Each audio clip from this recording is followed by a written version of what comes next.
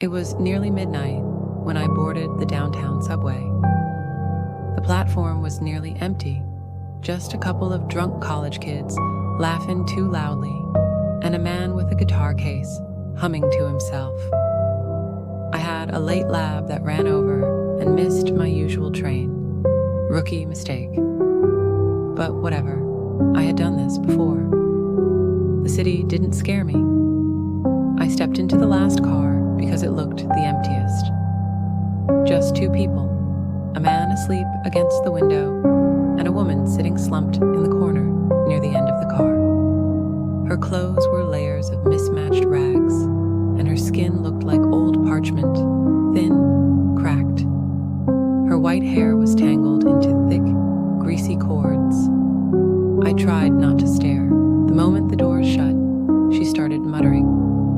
At first, I thought it was just gibberish, nonsense talk like you'd expect. But it was rhythmic, like a song. Her voice was raspy, almost hollow. I remember hearing the same words over and over. Bind the eyes, break the soul. Blood and water, make her whole. I pulled my phone out and put on headphones, hoping to drown it out. But I didn't press play. I kept listening, pretending not to. Something about it felt wrong. The kind of wrong that settles in your stomach. Then, the smell hit. Sharp, bitter, unmistakable. She'd urinated on herself. I looked around the car, desperate for another passenger to make eye contact, to confirm this wasn't escalating.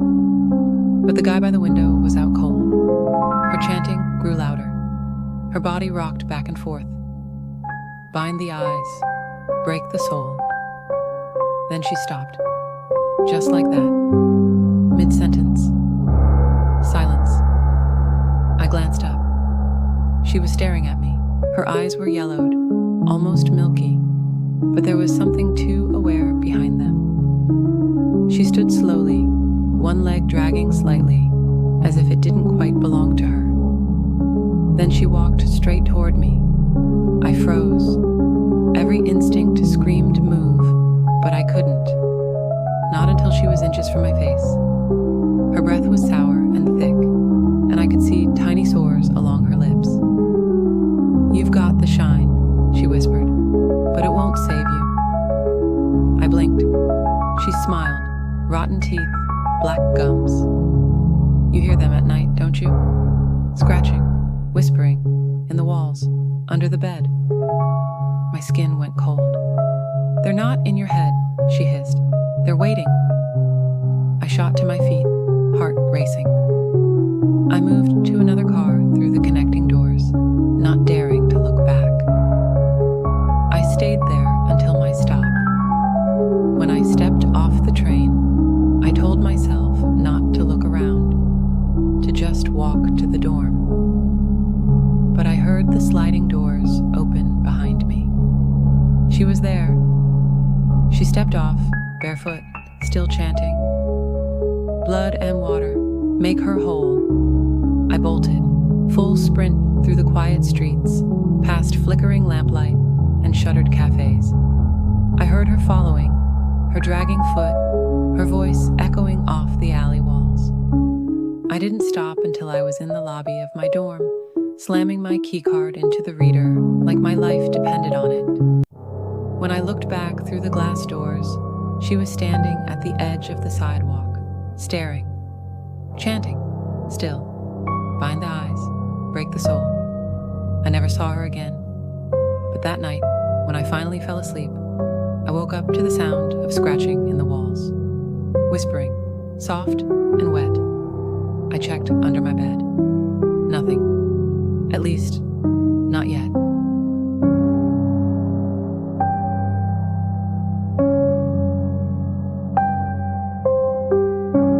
It was almost dark when I left the skate park. The sun had dipped behind the city skyline, and the concrete ramps were cooling beneath my wheels.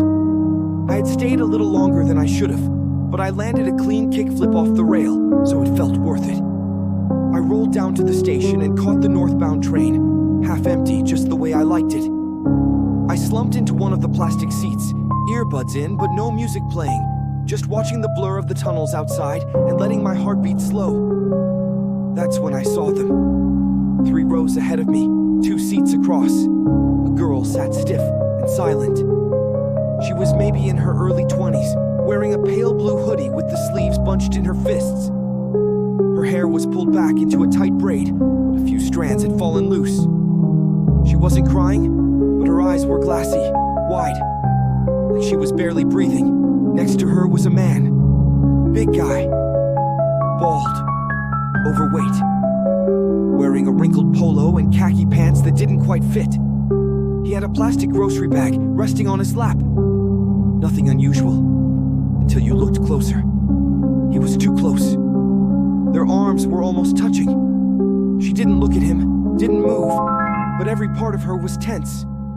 Her legs were angled away, body curled inward, eyes locked on the floor. I took my earbuds out and leaned forward, watching. The guy said something to her. Quiet.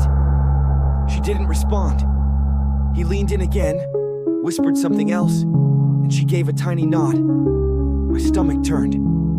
I waited for a moment when he looked away, when he blinked or shifted, and I caught her eye. I lifted my hand slowly, curled my fingers into a thumbs up, then flipped it down into a thumbs down. I raised my eyebrows. Yes or no? Are you okay?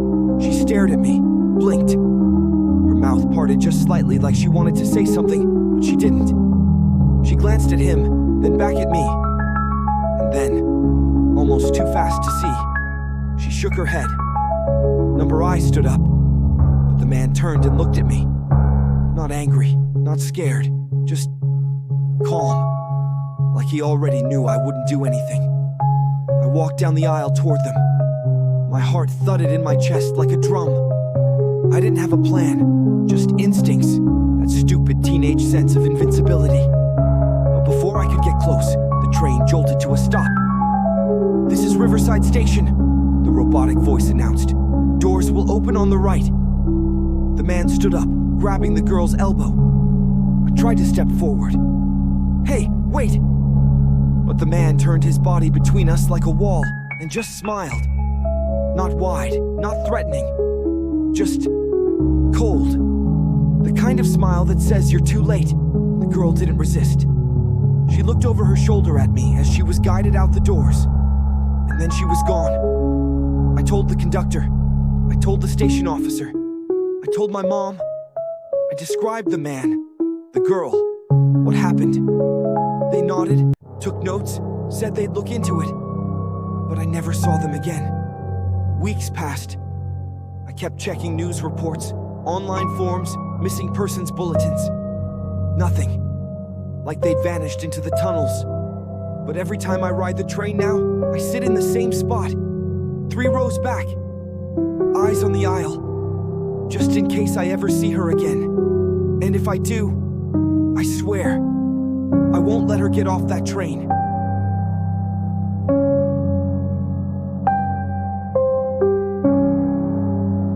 The train was nearly empty, like it always was this late.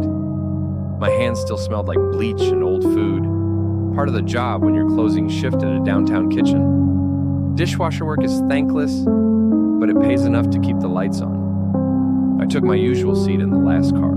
It was quieter back there, less crowded. Most nights, I could just stare out the dark windows and let the hum of the tracks lull me halfway to sleep. But tonight, there was someone else. An older guy sat across from me. Maybe mid-60s, thick gray mustache, cracked glasses. He wore a faded windbreaker and sneakers so dirty they looked gray, no matter what color they started as. He looked rough, but not dangerous, just tired. Like life had leaned on him too hard for too long. He looked up and nodded. "Late shift?" he asked. "Yeah," I said, rubbing my wrists. "Dish pit downtown." He chuckled. "I did that in '82. You ever get those phantom burns from steam trays? They show up days later, like ghost bruises." I laughed. We started talking. It wasn't deep, just tired man chatter. The kind where the silence between words feels like an agreement not to ask for too much. He told me his name was Carl. Said he used to live near the docks, worked freight before it dried up. We hit a long stretch between stations. The train swayed.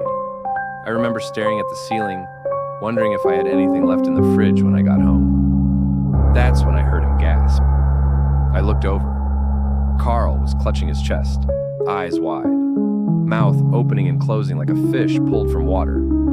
He made this horrible sound, wet and sharp, and then collapsed onto the floor of the train with a thud. Damn it! Carl!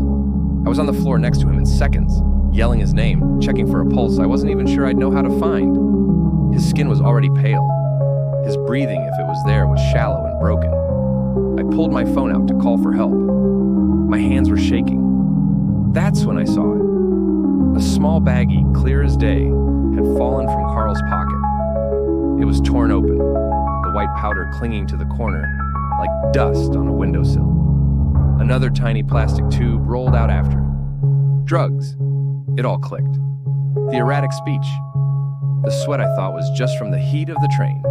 The sudden collapse. It wasn't his heart. Carl had overdosed. My mouth went dry. The train jolted. Next stop, Elmhurst Avenue, the robotic voice said. I looked at Carl. His eyes were half-lidded. His lips were turning blue. I didn't know what to do.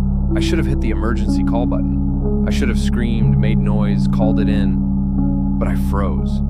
I just panicked. I grabbed my bag, stepped over his outstretched arm, and got off at Elmhurst. The train doors closed behind me. I stood on the platform, heart pounding, listening as the train disappeared down the tunnel. I never called the cops. I never told anyone. I told myself someone else would find him, that maybe he'd wake up and walk off like nothing happened. But part of me knows that's not true. Every time I ride the subway now, I look at the corner seat and wonder if Carl died there, alone. Sometimes, when the train's real quiet, I swear I hear that gasp again, the sound of a man falling. I see ghost bruises on my hands, and I don't know if they'll ever fade.